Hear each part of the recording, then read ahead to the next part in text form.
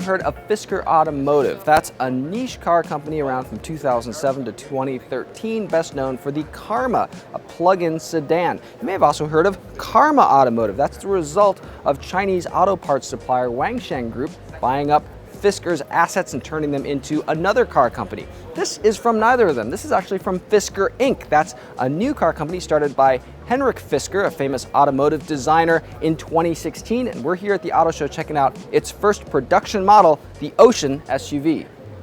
Now this is a production version of the Ocean. It's a smallish SUV with kind of tight overhangs and, a lot more going on than sort of the blank canvas aesthetic you see in, for example, cars from Tesla. On the Ocean, there's kind of a lot of extra cut lines, there's some inserts, different colors going on. Some might find that a little bit busy, but you can't argue against it being unique. Now, this car here at the auto show has a solar-powered roof. This is a giant solar panel that essentially goes from the front of the car all the way back to the liftgate.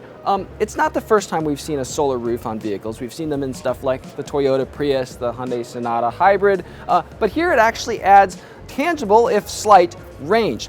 Fisker says the roof can add 1,500 to 2,000 miles of extra range per year given the right conditions. That's about 4 to 5 miles per day if you park it outside and get a decent amount of sunlight. So again, not a huge amount in terms of a percentage increase to the Ocean's overall range, but cool to see nonetheless.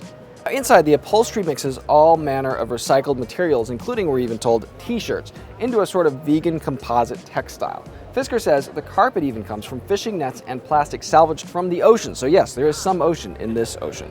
The center console has an open sort of skeletal design beneath a rotating 17.1-inch touchscreen, which can flip between landscape and portrait orientations. It offers plenty of storage space overall, but an open floor design without a prominent center console could have offered true space to dump a purse or small bag. Now that's something you get in a few other electrified cars, from older years of the Tesla Model S to the BMW i3.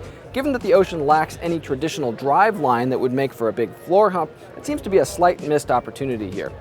Now, speaking of that console, I'm glad to see a separate pod of buttons for the climate controls.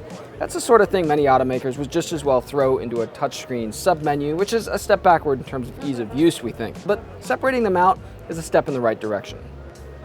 Availability and pricing will differ by trim level, and with a lot of EVs, some of these estimates turn out to be fairly preliminary and subject to change, so you might want to keep that in mind as you're considering which version of the Ocean you might be interested in.